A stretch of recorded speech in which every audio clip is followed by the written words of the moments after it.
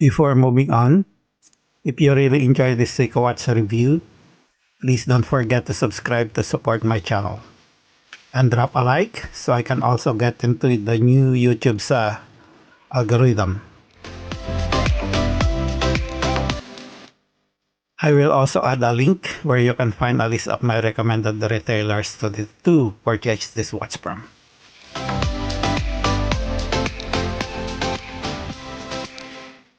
Like a lot of the SNK series, this model has a simple yet effective dial design with an easy to read dial finish.